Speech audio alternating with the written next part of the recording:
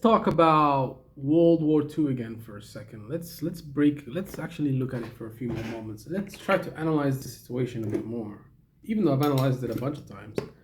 But let's look. So the German population apparently didn't know about the Jews and the other undesirables being sent to concentration camps. But a lot of those people, Germans, Dutch,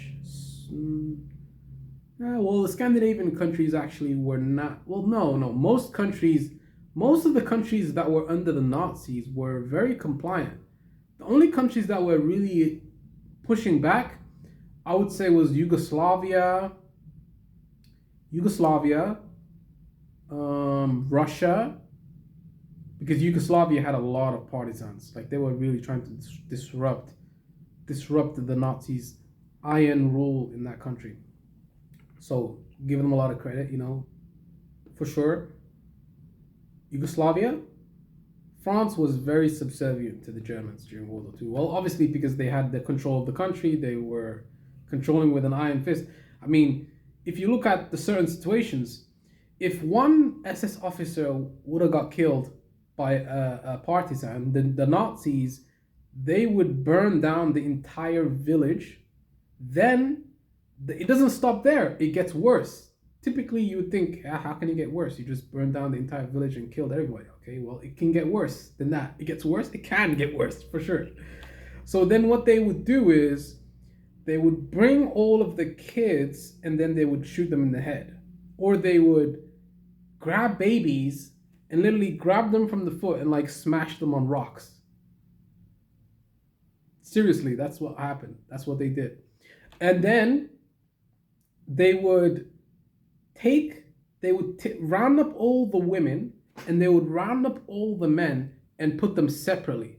Then they would round up all the children and they would put them somewhere separate too.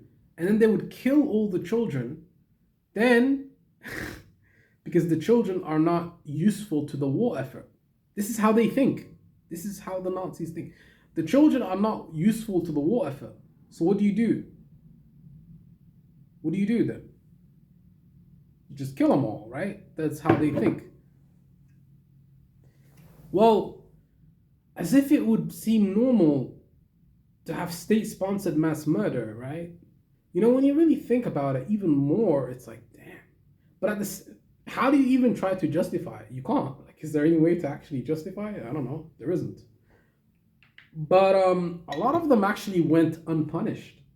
A lot of them got away with it scot-free. So, that kind of tells you that there isn't really, in life, sometimes people will just let things happen to you and not give a fuck.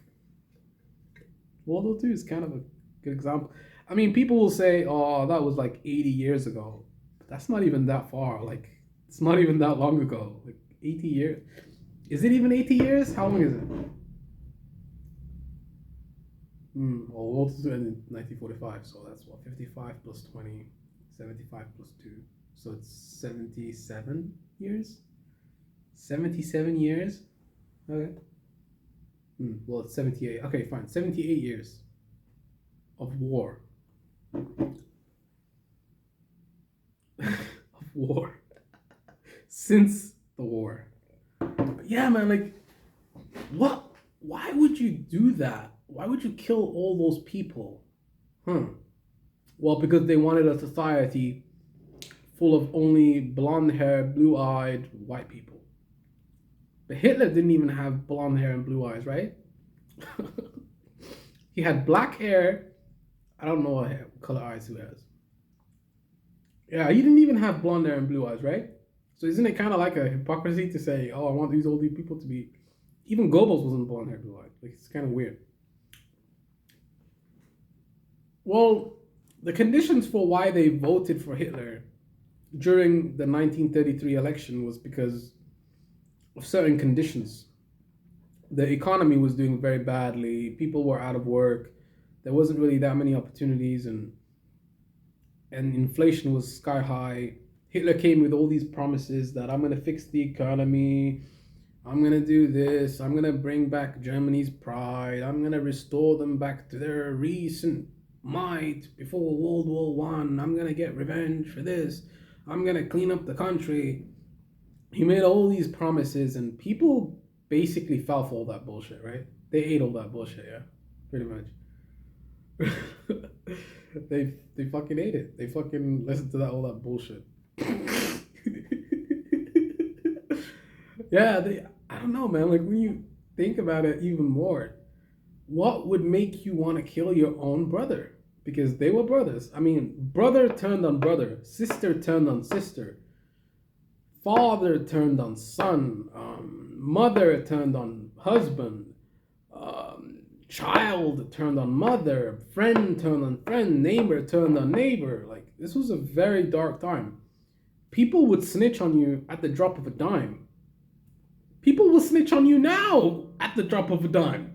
What the fuck are you talking about?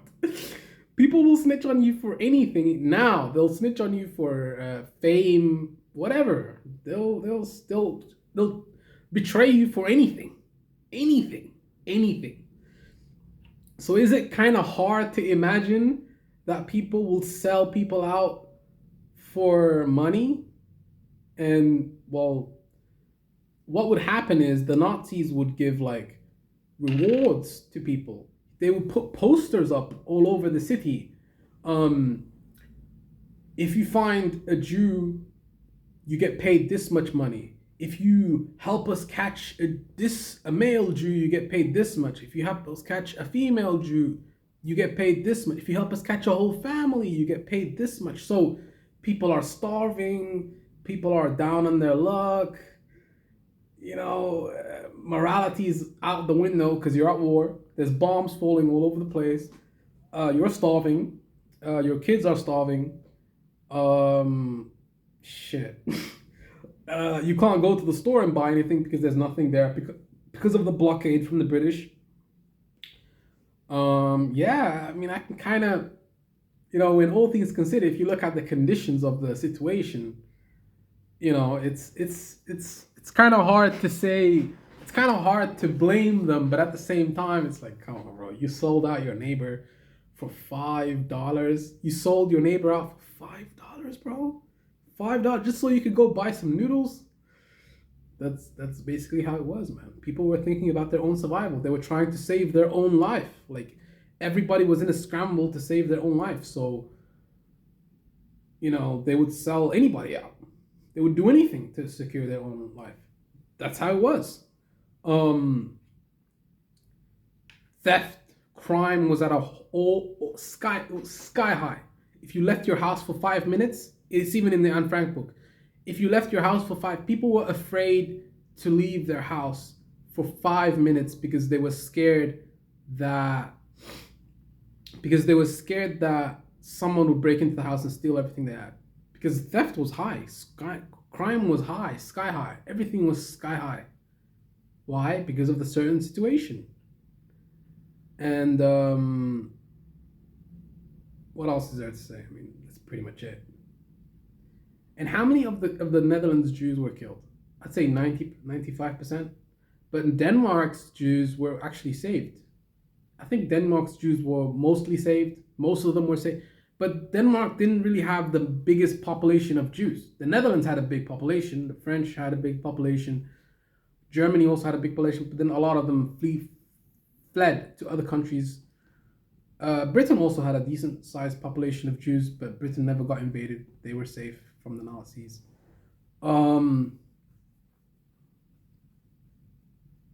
Yeah. I mean, when you really look at everything, it's interesting. So ultimately, who's to blame for World War II, and who's to blame for the atrocities that happened? I mean, you can say it's Hitler's fault, which is true, but then you have to also consider the conditions that made him want to do that. Is it World War One? Is it Treaty of Versailles? Or is it because he wanted to do that anyways and he was an anti-Semite since I was born? Interesting, hard to say.